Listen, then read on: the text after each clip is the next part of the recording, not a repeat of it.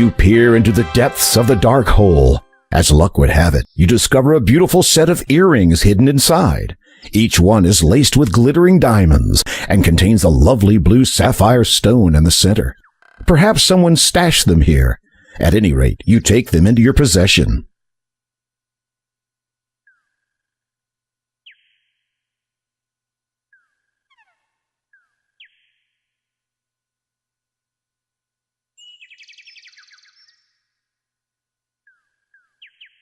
You take the basket.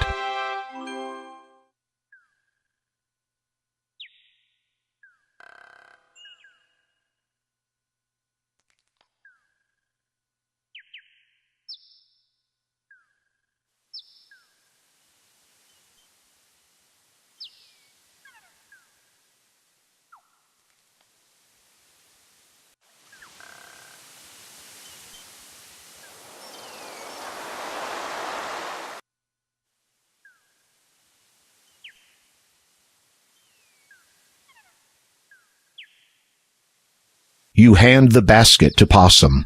Thank you, kind sir. Please take this flower. I'm afraid it's all I have to give you. It is more than enough. I notice that you have picked only yellow flowers. Of course. Is it not customary for one to pick yellow flowers for another who is gravely ill? Certainly it is. I'm sorry to hear about your grandma, Possum. Thank you. Goodbye.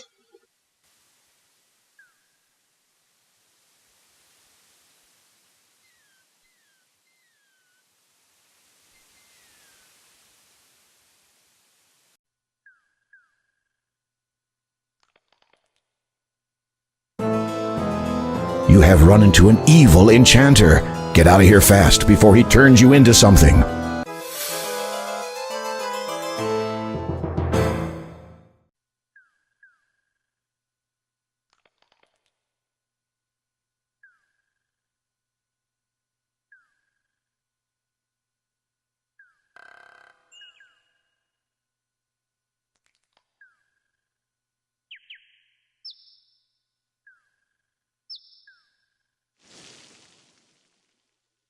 You pour the bitter water over the baby pumpkin.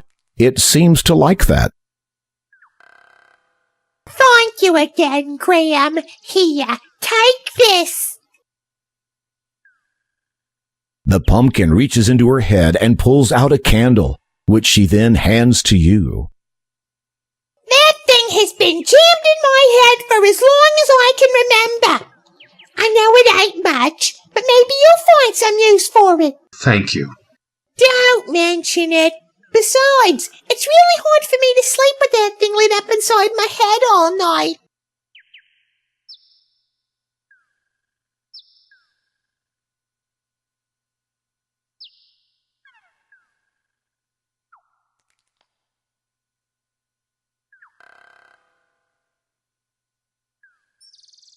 You release the little bird into the pond.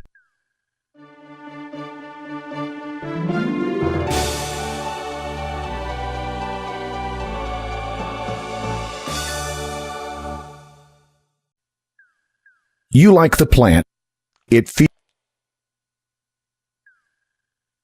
You pick up the white feather and put it carefully away.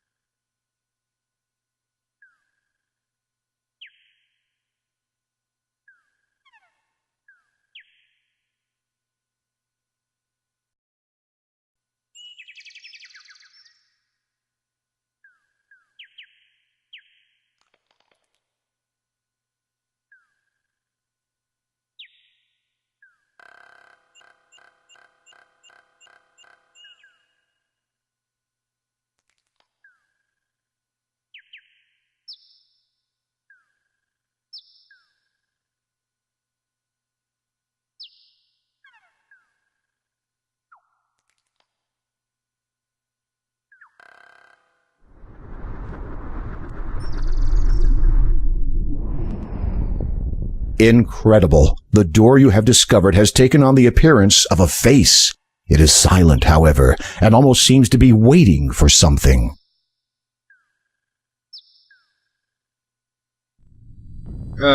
Greetings. I am King Graham of Daventry. Would you by any chance know of the way to a strange island on which stands a quartz tower in which a beautiful woman is being held captive? You feel more than a little foolish. Surely a door, even one with a face, would neither hear nor understand you. I am the door of destiny. I am sought out by many, found by few, and opened by none so far. For indeed, only once can I be opened. Such is the magic that I am. Through me will you find the destiny you seek, if you can but perform a task. Anything! You feel intense exuberance that you have come so close to your goal in such a short time. You must bring me the gems of nature. I beg your pardon? The stone door rumbles from deep within. For a time, it says nothing. And then... Gems of 3 I ask of thee to fetch, collect, and bring to me. In water shall you find the first, though not the type to quench your thirst. Spy the second, high in the sky, with wings or no, thou still must fly. Through swampy mire, so it is heard, in lone dark castle lies the third. Should you succeed, my noble king, to your fair maiden I will bring. I warn you though, you should beware, a danger cloaked awaits you there. Without warning, the stony face falls silent. As you watch, it gradually smooths out to become the mountainside face once more.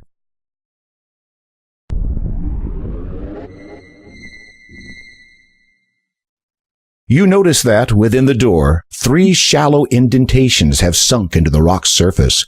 Presumably, the 3 gems of nature must fit here.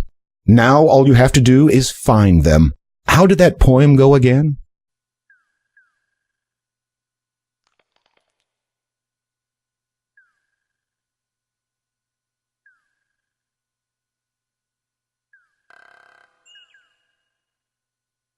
The paper is torn and dirty. It looks like a flyer of some sort. You smooth out the torn and tattered paper and read, "Curios I have, to the town do come, awaiting I am."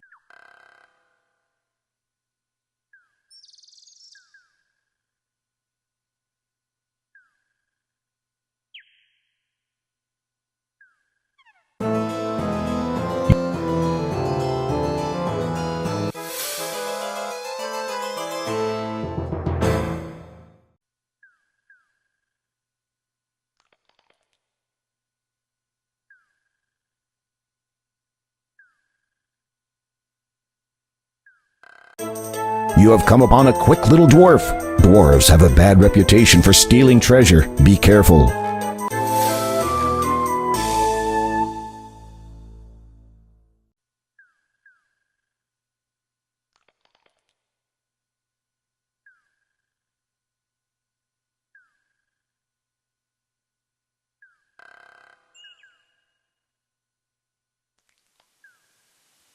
You'll need to walk around.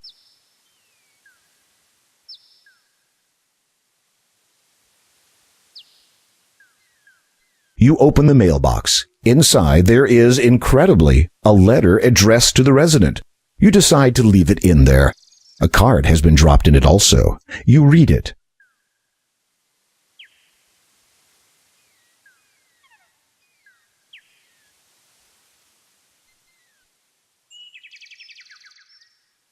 You replace the card and close the mailbox.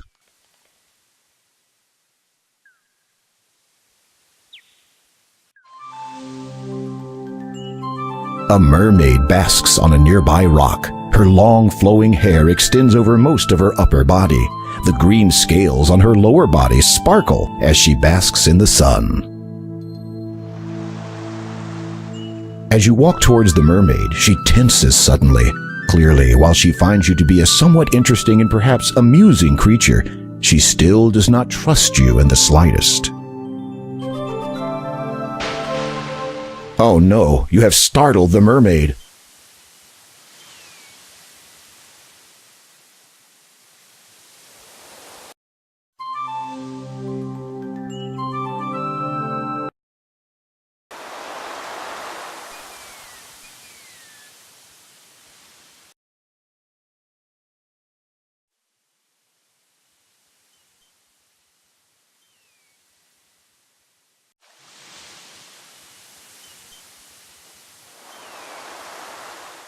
You look under the log and discover a clam lying beneath it. You pick it up. You open the clam and discover, to your surprise, a dazzling pearl.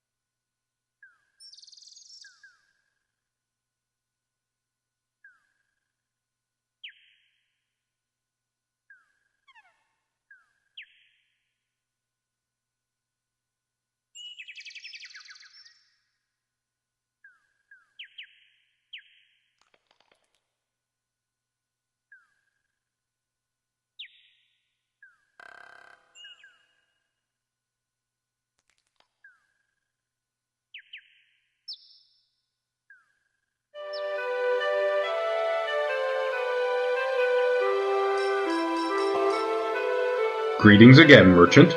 Yes, many greetings. Need you have now for my wares of great specialty? What wares do you sell, good merchant? For yourself, behold them. You look over the merchant's wares of great specialty and quickly reevaluate them as junk. You seem to have quite a selection of, well, quite a selection. A keen eye have you. In an item or two provoke interest, I might? A daunting task. Rather, by all means. This I have. You appraise the object he holds up to you. It is a simple shell, intricately fashioned into the shape of a comb. The workmanship is unlike anything you have ever seen. Fascinating. Where did you find such a thing? Oh, old it is. From ancient times descends. Valuable, without question. Royal property, former, to be sure. You consider his story. Then you begin wondering which beach he found it on.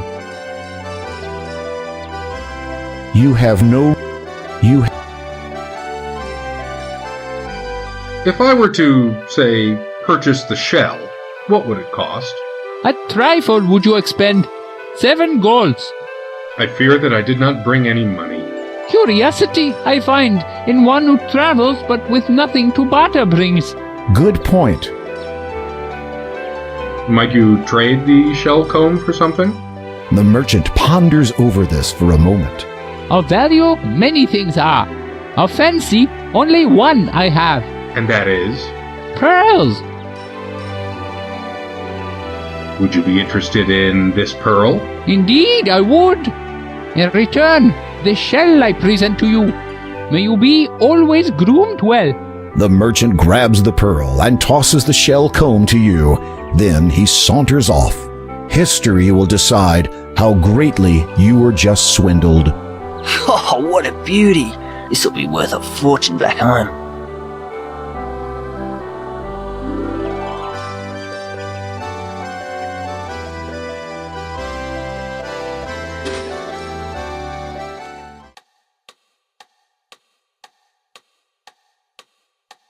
Yes? Could you recommend another good book?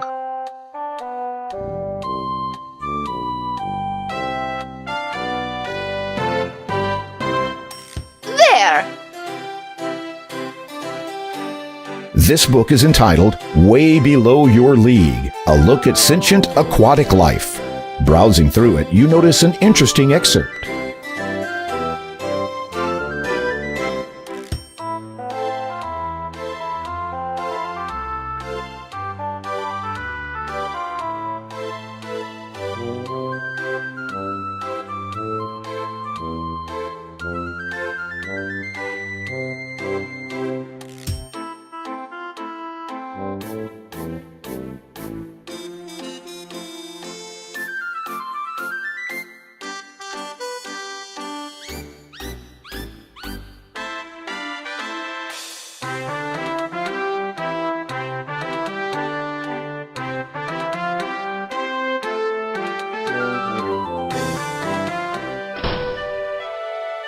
This horse must have skipped lunch.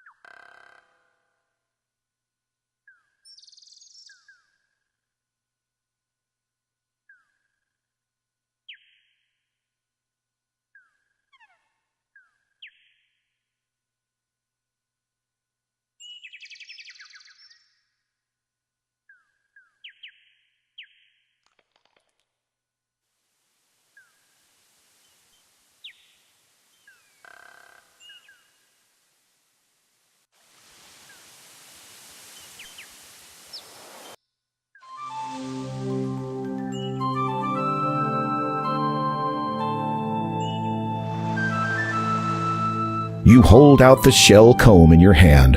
Clear recognition shines from the mermaid's delicate features. She hesitates a moment, then cautiously extends her arm, hands open expectantly.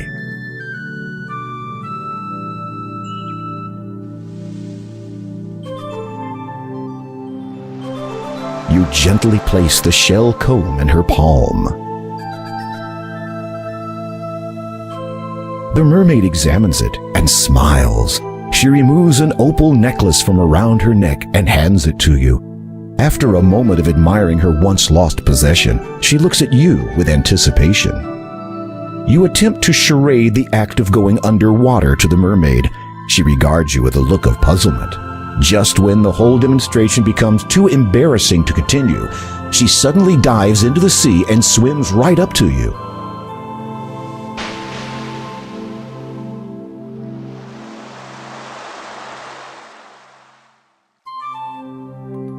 After giving you a rather intense kiss, the mermaid dives under the water again.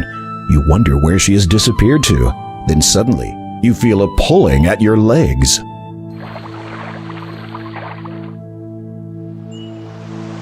The mermaid holds on to you, keeping you from resurfacing. You struggle instinctively while trying to hold your breath, but she will not let go. You know you are going to black out soon.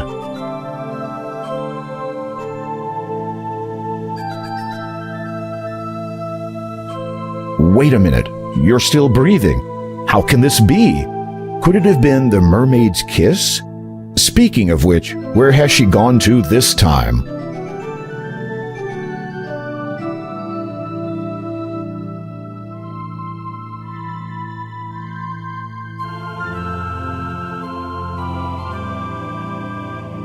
Well, this is a new experience. The seahorse willingly allows you to climb upon its back. You slide into the little saddle and take up the reins in your hands. You just hope this creature knows where it is taking you.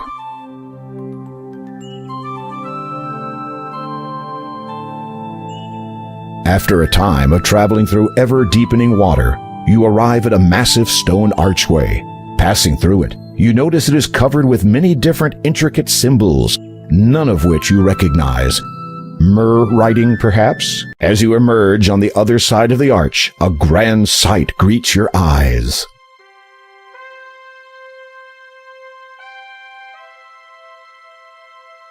You have entered an aquatic throne room. As one would expect, such a place has a throne of sorts, but what you see seated in it takes your breath away, if that still applies.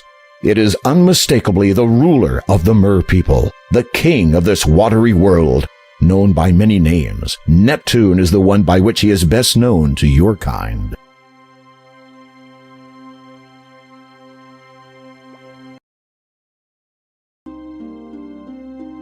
You bow before the king. He returns the gesture with a lowering of his own head. You open your mouth to speak, but only a bubble emerges. It begins floating up to the surface.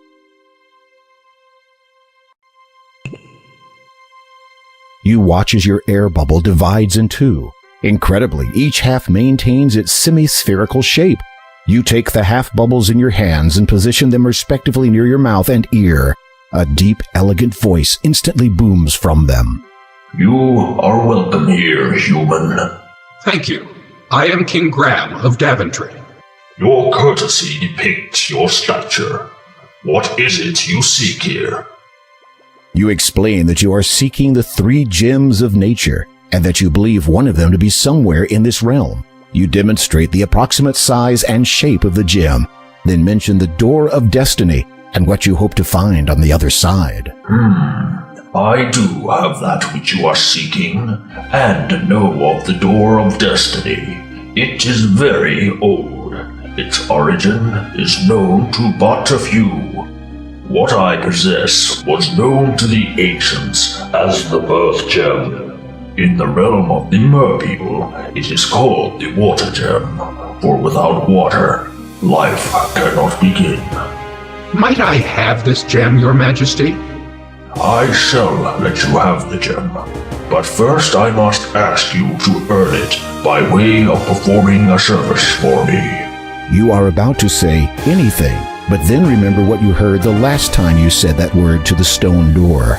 Instead, you just nod and allow Neptune to continue. My trident, the symbol of my power and the strength of my people, has been stolen. A faint mumbling can be heard through the ear half of your bubble. This event is obviously of concern to those in attendance.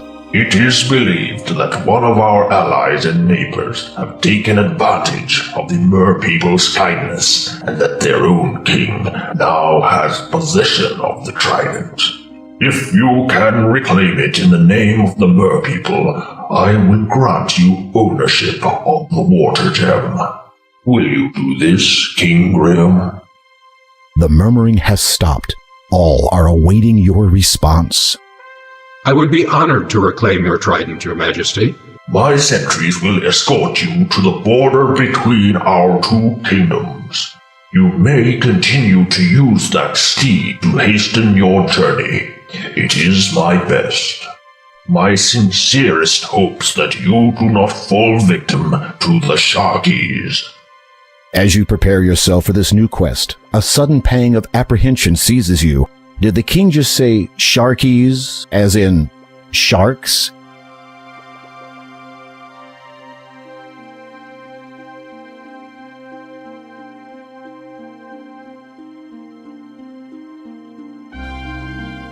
As you depart the underwater kingdom, you see 2 guards waiting to escort you to the Sharkies realm.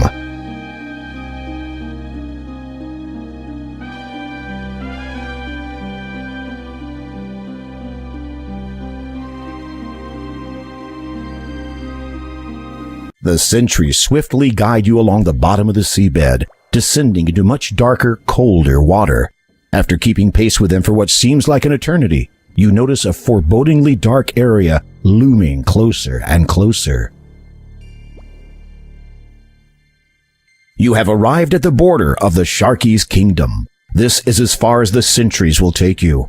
One of the guards salutes you, then they both head back to the safety of their own waters. Those guards were sure in a big hurry to get out of here.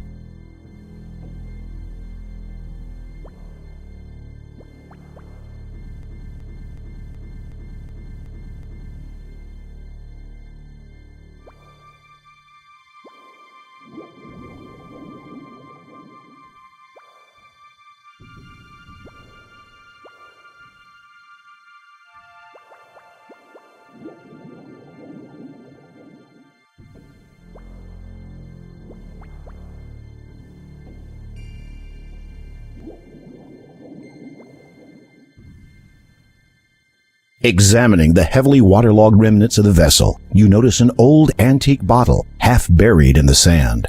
With great difficulty, you lean over in your saddle and manage to scoop it up. You remove the cloth from the bottle.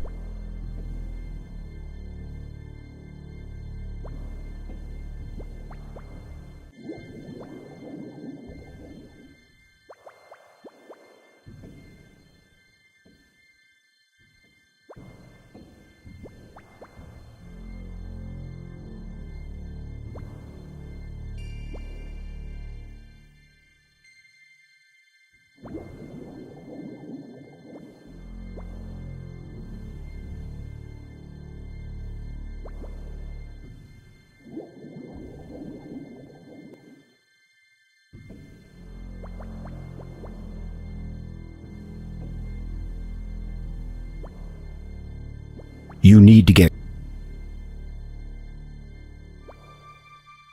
You lean over and pick some of the grass, which grows in between the rocks.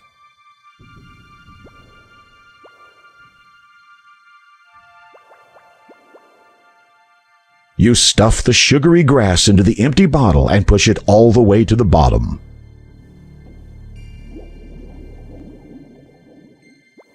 You place the baited bottle on the seabed, close to the luminescent fish.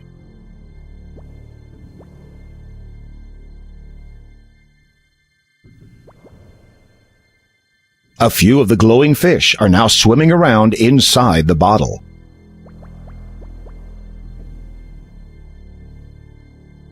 You take the bottle.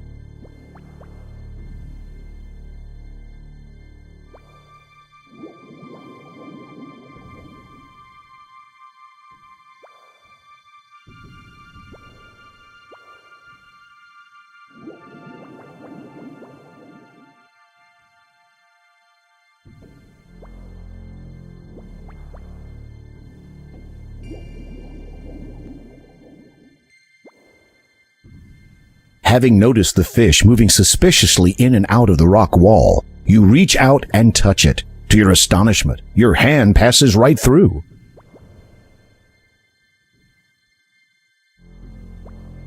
The western wall is but an illusion.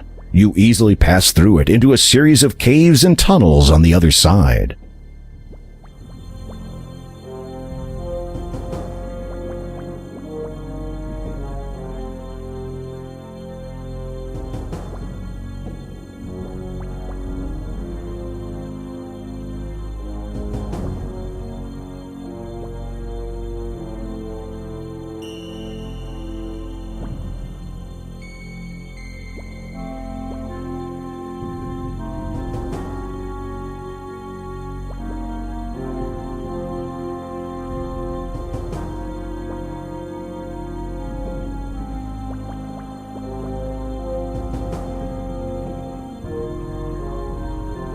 You slide your blade through a small gap in the door and pull with all your might. It is difficult handling your weapon underwater, and you realize that combat will not be an option. So if it ever comes to that, you're in big trouble. As you open the door, ample light floods into the underwater cave, and you are now able to make your way around without the glowing fish.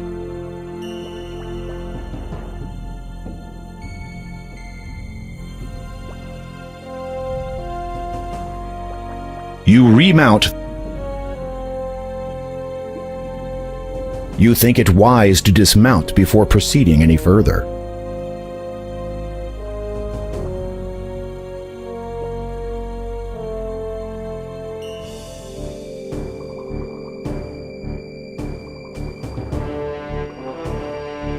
Oh no, the seahorse has followed you. Let's hope it doesn't give your presence away. You are safely concealed behind the remnants of a stone archway. This is fortunate, as the king of the Sharkies is also here. Aside from his menacing appearance, he also seems to be in a very bad mood. I do not understand it. It should work for me. Is it not written that Trident's power can only be wielded by those of goodwill?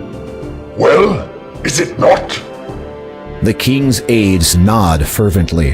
And do I not possess the